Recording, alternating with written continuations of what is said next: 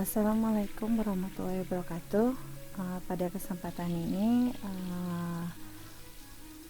kita akan membahas mengenai pengujian normalitas data dengan menggunakan software Minitab.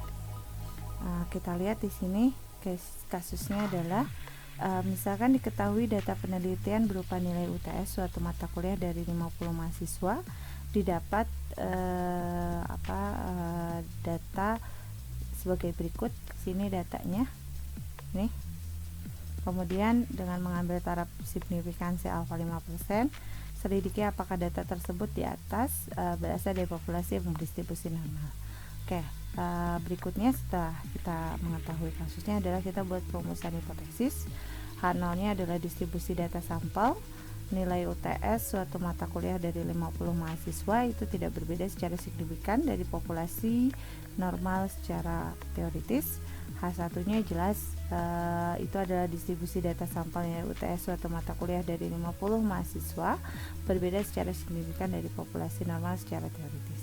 Nah, untuk menggunakan Minitab maka terlebih dahulu adalah kita input di sini datanya nilai UTS sebanyak 50 data. Setelah kita input, kita lalu pilih ke start, lalu ke basic statistik. Di basic statistik di sini udah ada langsung tes normality, gitu kan? Nah, di sini yang akan kita gunakan itu adalah kita inputkan variabel itu untuk data yang akan kita gunakan, yang akan kita cek normalitasnya. Diinputkan ke sini percentage-nya, berarti kita nggak pakai percentage. Kemudian di sini Anda bisa memilih jenis teknik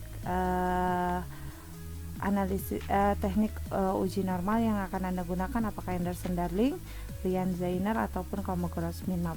Nah, berdasarkan dari riset yang dilakukan oleh Razali dan Wah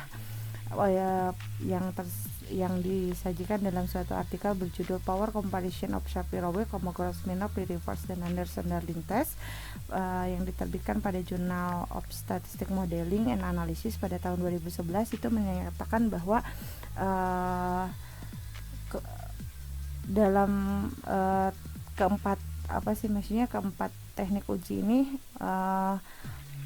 keterunggulan powerfulnya itu adalah dimulai dari Shapiro-Wilk, Anderson-Darling, Lilliefors, baru ke Kolmogorov-Smirnov ya. Nah, di sini kita bisa lihat, kita lalu ke sini. Kita misalkan mau mencoba dengan Anderson-Darling, gitu kan? Di sini Anda bisa beri judul pengujian normalitas data sampel nilai UTS seperti itu ya. Kita klik OK, nanti akan keluar outputnya sebagai berikut ya. Outputnya di sini kita lihat di sini ada suatu garis, gitu kan? Nah, ini kan ini persentil ya, gitu kan? Nilai UTS sekian gitu dan seterusnya. Kalau Anda lihat bahwa semua data berada di sekitaran garis merah ini, bahwa kita bisa katakan bahwa datanya berdistribusi normal. Namun kalau secara visualisasi kan interpretasi Anda individu satu dengan individu lain bisa berbeda, maka kita pakai guide di sini. Di sini ada informasi bahwa rata-rata dari nilai UTS 50 mahasiswa itu adalah 75, standar deviasinya adalah 13,67, banyak datanya 50. Anderson-Darlingnya, ED itu Anderson-Darling, jadi nilai statistik uji dari Anderson-Darlingnya adalah 0,440 dengan nilai p-value-nya adalah 0,280, gitu kan? Nilai p-value ini kita bandingkan dengan nilai taraf signifikansi alfa yang kita ambil itu adalah 0,05.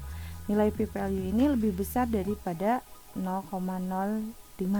Dengan demikian H0-nya itu kita terima, atau dengan kata lain kita punya cukup bukti untuk bisa menyatakan bahwa atau terdapat cukup bukti untuk kita bisa menyatakan bahwa distribusi data sampel nilai UTS suatu mata kuliah dari 50 mahasiswa itu tidak berbeda secara signifikan dengan populasi normal secara teoritis, seperti itu ya. Ini kalau pakai Anderson-Darling seperti itu. Nah, sekarang bagaimana kalau pakai Kolmogorov? Kalau kita pakai yang lainnya, kita coba di sini normality test, kita cek yang ini Ryan-Zeiner, dia similar to Shapiro-Wilk, artinya ini hampir mirip dengan uji Shapiro-Wilk gitu kan. Kita klik. Nah, ini masih sama.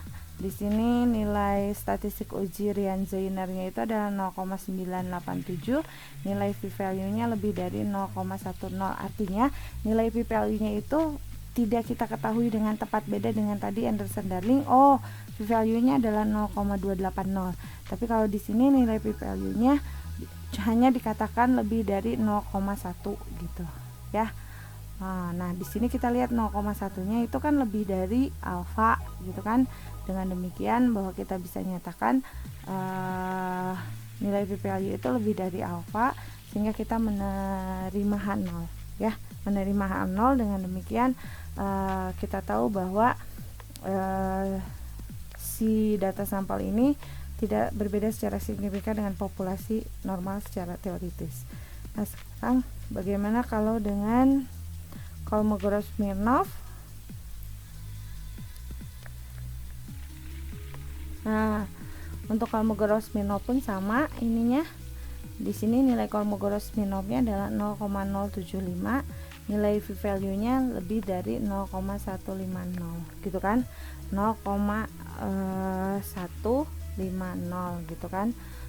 Dengan demikian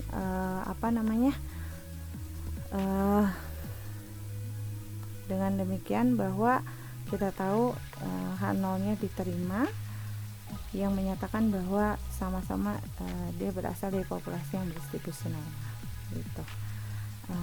Itu adalah proses bagaimana kita melakukan uji normalitas data dengan menggunakan